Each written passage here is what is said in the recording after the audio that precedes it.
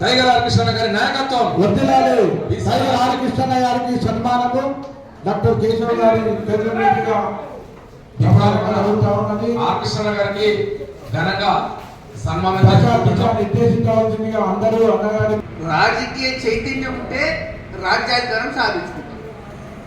So ఇవాళ open గా రేవంత్ రెడ్డి ఎన్నికలకు ముందు రెడ్డి గర్జన సభకు పోయి రెడ్లకు మాత్రమే పరిపాలించే సామర్థ్యం ఉన్నది, బీసీలకు సామర్థ్యమే లేదు, వాళ్ళ పరిపాలన సామర్థ్యమే లేదని చెప్పేసి అన్ని పేపర్లు అన్ని మీడియా రిపోర్ట్ వచ్చింది. అది నిజమేనని చెప్పి మనం నిరూపించుకున్నాం. ఎట్లా అంటే ఎక్కడ ప్రతిఘటించాలి. ఒక పులి సింహము అడవిలో జంతువులన్నీ సభ పెట్టి మీకు తెలుసు కదా నేను శాఖాహారిని అని చెప్పి పులి ప్రకటించిందట. అవునవునని మిగతా జంతువులన్నీ పుర్రెలు ఊపినాయి. మన బీసీలో కూడా సామర్థ్యం లేదు, పరిపాలన సామర్థ్యం లేదంటే ఎక్కడ ప్రతిఘటన రాలి, ఎక్కడ తిరుగుబాటు రాలి, ఎక్కడ ఒక పేపర్ ప్రకటన రాలి. రెడ్లకు మాత్రమే పరిపాలించే అధికారం ఉందన్న అయినా మనం ఓట్లేసాం. కామారెడ్డిలో కుల జనగణన చేసి బీసీలకు స్థానిక సంస్థలు 42% ఇస్తామన్నారు. మరి కాంగ్రెస్ ప్రభుత్వము ఉదయపూర్లో డిక్లరేషన్ చేసింది. కాంగ్రెస్ పార్టీ ఏమని ఉదయపూర్లో ఒక ఎంపీ సీట్లో 2 ఎమ్మెల్యే సీట్లు బీసీలకు ఇస్తున్నాం. ఇవ్వకపోతే కాంగ్రెస్ పార్టీ నిలదీసినమా? నిలదీయలే.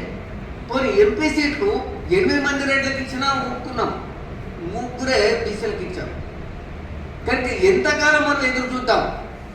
వాళ్ళు విధిలించే ఎంగిల్ మెక్కుల కోసం ఆశపడతాం. అది లొట్టపడే పేదవులకి నక్కాశపడ్డట్టుగానే ఉంటుంది. అవి రాలవు మనకు అంటున్నాడు. కనుక అనేక సందర్భాల్లో నేను చెప్తూ వస్తున్నాను మిత్రుల 60% ఉన్న బీసీలం మన ఓట్లు మనం వేసుకుంటే మనకు రాజ్యాంగం వస్తుంది. సింపుల్. రాజ్యాంగం ఎట్లా వస్తుంది? ఇవాళ రేవంత్ రెడ్డి ఎట్లా అయిండు ఎమ్మెల్యే అయిండు, ఎట్లా మంత్రి అయిండు, అంతకుముందు కేసీఆర్ ఎట్లా అయిండు? కేవలం ప్రజల దగ్గరికి పోయి ఓట్లు వేయించుకోవడానికి అవకాశం ఉంది. ఓట్లు వేయించుకోవాలంటే కొంచెం తెలుగు ఉపయోగించాలి. మన ఓట్లు మనం వేసుకోవాలని చెప్తే వేసుకోవడానికి సిద్ధమే. కానీ ఎవరికి ఓట్లు వేయాలి మనకంటూ? తెలంగాణ ఉద్యమంలో కేసీఆర్ తెలంగాణ ఉద్యమంలోకి వస్తూనే రాజకీయ పార్టీ పెట్టుకుని వచ్చింది. మన మేధావులు కృష్ణ జయశంకర్ లాంటి వాళ్ళు ఒక 5 మేధావులు, పాసి నాయగిరి, ఆ తర్వాత గారెన్నే ఇట్లాంటి వాళ్ళు పోయి అయ్యా నువ్వు జర మాటకారు కదా తెలంగాణ ఉద్యోగులకు రమ్మంటే వస్తాను కానీ 4 రోజులు టైం ఇవ్వమన్నారు. 4 రోజులకు టైం చేస్తే మళ్ళీ మన వాళ్ళు అందరూ పోయి అడిగితే మీరు ఎజెండా మీది ఏంటి తెలంగాణ ఉద్యోగం, కానీ జెండా నాది, మీరు రాజకీయ పార్టీ పెట్టుకుని వస్తా, మీరందరూ దానికి సహకరిస్తే నేను వస్తాలేదంటే అయ్యా మీదే జెండా పట్టుకోనండి, మేమంతా ఎజెండా ఉన్నది, మేమంతా మీకు ఊదర కొడతాం చేయకూడదని చెప్పేసి అన్నారు.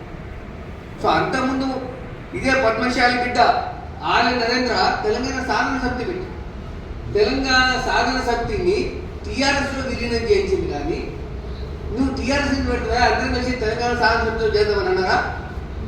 అనలేదు. అంటే మనకు రాజకీయ కాంక్ష లేదు.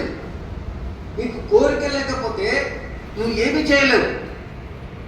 కనుక ఇవాళ బీసీలు ఇకరైనా సోది ఆపి సోయి తెచ్చుకుందాం. స్థానిక సంస్థల ఎన్నికల్లో అన్ని రాజకీయ పార్టీలు టికెట్లు మనకి ఇవ్వవు. ఎందుకంటే ఏ రాజకీయ పార్టీని చూసినా చివరికి కమ్యూనిస్ట్ పార్టీలు చూసినా అది ఆధిపత్య కులాల వాళ్ళే నాయకత్వంలో ఉన్నారు. మనకి టికెట్లు ఇవ్వాలంటే ఎవరు ఇవ్వాలి? ఆ పార్టీ అధ్యక్షుడు ఇవ్వాలి. ఆ పార్టీ అధ్యక్షుడు వెల్మదోర అయినప్పుడు, రెడ్డిదోర అయినప్పుడు, బాపనాయన అయినప్పుడు మనకి టికెట్ ఎందుకు ఇస్తారు? ఇవ్వరు. కనుక ఇవాళ మనం రాజకీయ పార్టీ పెట్టుకోవాల్సిన అవసరం ఉన్నది. ఈ విషయమై ఆర్ కృష్ణ గారికి అనేక సార్లు విజ్ఞప్తులు చేస్తున్నా వస్తున్నాం. పాపం అన్న మనకు స్కాలర్షిప్లు ఇప్పించి, మనకు హాస్టల్ ఇప్పించి, ఉద్యోగాలు ఇప్పించి అలసిపోయినట్టుంది. రాజ్యాంగం వైపు ఆలోచించట్లేదు. ఇప్పటికైనా ఆలోచించడానికి కోరుకున్నాను. ఎందుకంటే మీరు ఒకసారి ఎమ్మెల్యే అయినా ఒకసారి రాజ్యసభ కూడా అయింది కనుక రాజకీయ రుచి అనేది మీకు తెలిసింది అనుకుంటున్నాను. కనుక ఒకవేళ ఆర్ కృష్ణ అంటే బీసీల ప్రతినిధి అందరూ తెలుసు, ఐకాన్. ఆర్ కృష్ణ కనుక ధైర్యం చేసి రాజకీయ పార్టీ పెట్టకపోతే అన్న శిష్యుడిగా నేను రాజకీయ పార్టీ పెట్టి అనేటటువంటి ఉద్యమాన్ని బీహార్ రాష్ట్రంలో నడిపిస్తున్నారు. ఈ జన్ సురాజ్ అనేటటువంటిది ఏం చేస్తుంది అంటే, ఒకసారి దీన్ని పాటిస్తే బాగుంటుంది అనేది మీ పెద్దలు చెప్తా ఉన్నారు. వాళ్ళు 2022 నుంచి ప్రారంభం చేసినారు, బీహార్లో స్టార్ట్ చేసినారు. వారు ఏం చేస్తున్నారంటే ప్రతి గ్రామంలో పాదయాత్ర చేస్తున్నారు. ప్రతి గ్రామంలో ఒక జిల్లా నుంచి స్టార్ట్ చేసి ఆ రూట్లో వచ్చినటువంటి ప్రతి గ్రామంలో అక్కడనే వాళ్ళు హాల్ట్ చేస్తున్నారు. చేసి ఆ గ్రామంలో ఉన్నటువంటి వృద్ధులను విద్యావంతులను అందరినీ పిలుచుకొని ఈ యొక్క ఉద్యమం, ఆ జన స్వరాజ్ ఉద్యమం యొక్క లక్ష్యాలను వాళ్ళకి ఎక్స్ప్లెయిన్ చేస్తూ ప్రతి గ్రామంలో యూత్ క్లబ్లను ఓపెన్ చేస్తూ అక్కడనే వాడు డిజిటల్లో అక్కడ ఉన్నటువంటి ఫోన్ నెంబర్లు, వాట్సాప్ నెంబర్లు తీసుకొని ప్రతి గ్రామానికి ఒక యూత్ క్లబ్ను డెవలప్ చేస్తా ఉన్నారు. అలా డెవలప్ చేస్తూ 3 జిల్లాలు అయిన తర్వాత మీరు నమ్మరు, నువ్వు డిమాండ్ కావాలి కరెక్టే, హాస్టల్ కావాలి కరెక్టే, అందరికీ స్కాలర్షిప్ కావాలి కరెక్టే, పెంచాలంటున్నావు కరెక్టే. ఎందుకు అలా కొట్టవలసి వచ్చారు? మేము ఇప్పటికీ మీకు ఎన్నిసార్లు రిప్రజెంటేషన్ తీయాలి అన్నీ మన ఎంబడున్న పిల్లలతో చెప్తే 20 సార్లు రిప్రజెంటేషన్ ఇచ్చినాం, 20 సార్లు ధర్నాలు చేసినాం, మీరు దిగి రాలేదు. అందుకే మీ గుర్తింపు కోసం ఇట్లా చేసినామని చెప్పి అప్పుడే 500 రాష్ట్రాలు దరఖాస్తు చేసిన స్కాలర్షిప్లు, ఫీజులు ఇవన్నీ టకా మంజూరు చేశారు. కాబట్టి మన ఉద్యమ పంత మార్చాలి. బీసీలు తమ ఉద్యమ పంత అంటే పీస్ఫుల్గా చేస్తూ భావజాలాన్ని వ్యాప్తి చేయాలి, బంధువులు జరపాలి. బంధువులు మన కమిషన్ అప్పుడు ఏం చేసినాం, 3 సార్లు బంధు జరిపారు. సమసంఘటన పరిచేటప్పుడు 2 సార్లు బంధు జరిపారు. అప్పుడు దేశం అంతా నివ్వెరపోయి క్యాంపస్లో ఒక్క రెడ్డి లేకుండా తరిమి కొడితే రెడ్డి హాస్టల్ వచ్చి ఉన్నాం. తిండిలేనటువంటి రష్యా అక్కడ విప్లవం వచ్చింది. ఒకే ఒక లేని విప్లవం తీసుకొచ్చారు, దోపిడీ పీడన వివచ్చటం. కాబట్టి అక్కడ కూడా ఈరోజు ప్రతి ఒక్కరికి బంగ్లా, ప్రతి ఒక్కరికి ఫ్యాక్టరీ, ప్రతి ఒక్కరికి ఉపాధి, ప్రతి ఒక్కరికి లక్షల రూపాయల బ్యాలెన్స్ సుఖంగా తీస్తున్నారు ప్రజలు. గొప్ప భారతదేశం ధర్మం, న్యాయం, సత్యం బుద్ధుడు ఇచ్చిన నేల, రామానుడు కుల నిర్మూలన చేసిన నేల, వివేకానందుడు అజ్ఞానానికి అమాయకత్వానికి గర్జించిన వేద భూమిలో ఇప్పటికీ 50% ప్రజలు పేదరికం కింద, అజ్ఞానం కింద, అమాయకత్వం కింద నలిగిపోతున్నారు. ఈర్ష, అసూయ దేశాలతోటి సతమతమవుతున్నారు. మరి ఇట్లాంటి దేశాన్ని ఈ పాలకులు ఎన్నడూ తయారు చేస్తారని మనం అందరం వీళ్ళు చేయరు. కాబట్టి పేదవారి పాలన రావాలి. అందుకోసం ఒక లెనిన్, ఒక మావ కావాల్సింది ఆకాశం నుంచి కాదు, మీ అందరిలో. మీ లోపల శక్తి ఉంది, మీ శక్తికి పదం పెడతలేరు. వేడి చేస్తే బంగారము నీళ్ళు లేక తయారైంది. ఇరుము ఒకే వాటి తిరుగుతుందా ఇరగదు. అంతటి ఎందుకు వేడి చేస్తే ఇట్లా కథలైతుంది, నాయలైతుంది, గొడ్డలైతుంది, పలుగైతుంది, పాలైతుంది. అట్లాగే మీరు అందరూ ఆలోచన చేసి మన జాతి గురించి నేను గొప్ప నాయకుడు కావాలనుకుంటే తప్పనిసరి మీరు అందరూ అవుతాం. అప్పుడు మన గౌరవం కోసం మనం పోరాటం. భక్ష్య జీవితం ఒక్కటే కాదు, గౌరవం మన పోరాటం ఆత్మ పోరాటం కాదు, ఆత్మ గౌరవ పోరాటం. కాబట్టి ఆత్మ గౌరవ పోరాటం కావాలంటే మీరు అందరూ చాలా మంది ఎమ్మెల్యేలు ఎంపీలు కావాల్సిన వాళ్ళు కావలసిన వాళ్ళు ఎందుకు కాలేకపోయారు?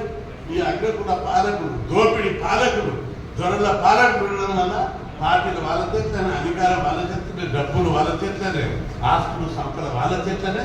అందుకే మనం పైకి రాలేదు. అందుకే ఈ వ్యవస్థ స్వరూపాన్ని మార్చాలి.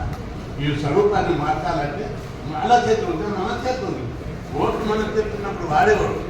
కాబట్టి మీరందరికీ కేంద్రంలో చట్టసభలో 50% రిజర్వేషన్లు పెట్టాలని, కేంద్ర బడ్జెట్లో 50% బీసీలకు ఇవ్వాలని, ప్రతి ఒక్కరికి విద్యా ఉపాధి కల్పించాలని, మరి ప్రైవేట్ రంగంలో రిజర్వేషన్లు పెట్టాలి. అదేవిధంగా సుప్రీంకోర్టు, హైకోర్టులో జడ్జీలలో కూడా రిజర్వేషన్లు పెట్టాలి. ఇట్లాంటి డిమాండ్ సాకారం కావాలంటే న్యాయవాదులను అపాయింట్ చేసింది గవర్నమెంట్. ఆయన తన్ని తగిలేసి మనం అందరూ పాత్రలు ఊళ్ళకి చేస్తే అడ్వకేట్లు అందరూ తిరిగి ఊళ్ళలో కాలు వేసుకొని బీసీ పార్టీ వచ్చిన కాలంలో తిరిగి చేశారు. తిరిగి ఇప్పుడు జడ్జి అడ్వకేట్ల బీసీలకు అన్యాయమే జరిగింది. ఈపీలు ఎవరు లేరు, అడ్వకేట్ జనరల్ లేరు, ఈపీలు లేరు, పీపీలు లేరు. ఇంత అన్యాయం ఇప్పటికి జరుగుతుంది. ఎందుకంటే పార్టీలు టీఆర్ఎస్ ఉంటే ఒక కులం, కాంగ్రెస్ వస్తే ఒక కులం, బీజేపీ వస్తే ఇంకో కులం. కాబట్టి మనమందరం మీరందరూ ప్రతి ఒక్కరు ఓటు కులాన్ని చూసి ఓటు చేసే విధంగా మన ప్రజలను చైతన్యం చేయడం, నాయకులను తయారు చేసుకోవడం, మన డిమాండ్ల మీద సమాజాన్ని స్ఫూర్తి కల్పించి ఉద్యమ పోరాట పద్ధతిగా తీసుకుపోవడం మనం చేయాలని ఇట్లాంటి ప్రోగ్రాంలను డాక్టర్ కేశవ్ ఇట్లాంటి సంకల్ప బలాన్ని అనేక ప్రోగ్రాంలు పెట్టి ప్రజల లోపల మన కులాలకు జరుగుతున్న అన్యాయం మీద ప్రజలకు వివరించి ఎడ్యుకేట్ చేసి ఉద్యమాన్ని సిద్ధం చేయాలని చెప్పి మనవి చేస్తూ మీకు అందరికీ కూడా మన కులాలకు సేవ చేసి వాళ్ళని తయారు చేయాలి, ఉద్యమం బీసీ ఉద్యమం ఆశిస్తూ సెలవు. అతిథులందరూ అక్కడ కూడా రావాల్సిందిగా కోరుతున్నాం.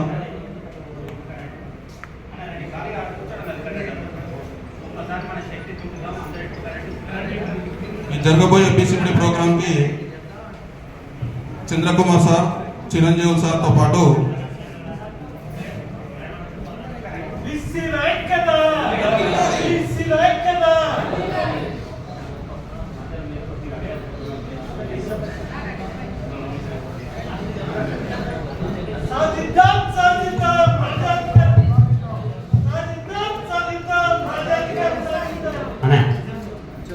ఒక్క మాట, బీసీలకు జరుగుతున్నటువంటి అన్యాయాలు కృష్ణన్న గారి జీవితాన్ని, పోరాటాన్ని మనం అర్థం చేసుకుంటే మనకు అర్థమవుతుంది. పూలే దగ్గర నుండి నేటి వరకు కూడా మనం అనేక చైతన్య కార్యక్రమాలు నిర్వహిస్తూనే ఉన్నాం. అయినా ఎందుకో మనం రాజ్యాధికార పీఠానికి చేరుకోలేకపోతున్నాం. అటు ముఖ్యమంత్రులు కానీ ఇటు ప్రధానమంత్రులు కానీ మనం ఎందుకో కాలేకపోతున్నాం. అలా కాకుండా అడ్డుకుంటున్న శక్తులు ఏందో మనకు తెలియాలంటే ఈ బీసీ బడి అనేటువంటి ఒక ప్రత్యేకమైనటువంటి శిక్షణా కార్యక్రమాన్ని నిర్వహిస్తూ ఉంటాం. ఇది పూర్తి రోజు ఉంటుంది, భోజనం ఉంటుంది, morning tea snacks, evening tea snacks కూడా ఉంటాయి. కానీ బీసీ బడిలో మనకు అవగాహన కల్పించేటువంటి కార్యక్రమాల్లో ముఖ్యంగా జ్యుడిషియరీ మొట్టమొదటిది. కోర్టులు ఎలా మనల్ని అడ్డుకుంటున్నాయి, మన బతుకులు ఎందుకు ఆగం చేస్తున్నాయో, ఎట్లా ఆగం అవుతున్నాయో, దానికి ఉన్నటువంటి సెక్షన్స్ ఏందో, ఏమని చెప్తున్నాయో మనకు తెలియాల్సినటువంటి అవసరం ఉంది. దాంతోపాటుగా అడ్మినిస్ట్రేషన్లో ఉన్నటువంటి ఐఏఎస్ లాంటి అధికారులు మనకు ఈ అడ్మినిస్ట్రేషన్లో ఎలాంటి లోపోల్స్ వలన మన పథకాలు రూపొందడం లేదు, మనకు అందడం లేదో కూడా తెలియజేయడానికి అవకాశం ఉంటుంది.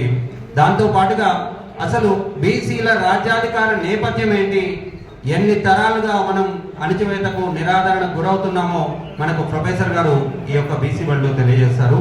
అసలు రాజ్యాంగంలో బీసీలు అంటే ఎవరో చెప్పేటువంటి గొప్ప కార్యక్రమం బీసీలకు రాజ్యాంగం పైన అవగాహన కల్పించేటువంటి కార్యక్రమం ఉంటుంది. ఒక్క నినాదం ఉంది సోదరా, అందరూ కూడా గట్టిగా చెప్తారని ఆశిస్తున్నాం. క్లాస్ ఒకటే నిమిషం అయిపోయింది, మాట్లాడడం లేదు, అయిపోయింది. సోదరా, ఒక్క నినాదం మనం గట్టిగా చెప్పాలి.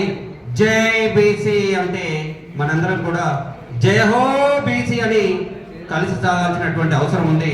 కాబట్టి ఒక్కసారి చెప్తారని ఆశిస్తున్నాను. జై బీసీ, జై బీసీ, జై బీసీ. ఇంత సలహా చెప్తే మనం రాజ్యాధికారం సాధించలేం. ఇంకొకసారి గట్టిగా చెప్దాం, పార్లమెంటు గోడల లోపల కూర్చున్న వాళ్ళు వినపడేలాగా చెప్పాలి. జై బీసీ, జై బీసీ, జై బీసీ. థ్యాంక్ యూ సోదరులారా. ఈ నెల 24 జూలై బుధవారం మధ్యాహ్నం 1 గంట నుండి ఆర్ట్స్ కాలేజ్ వేదికగా ఈ యొక్క సెమినార్ నిర్వహించడం జరుగుతూ ఉంది. కాబట్టి తప్పకుండా మీరందరూ కూడా హాజరు కావాల్సిందిగా విజ్ఞప్తి చేస్తా ఉన్నాం. బీసీ బడి తరఫు నుండి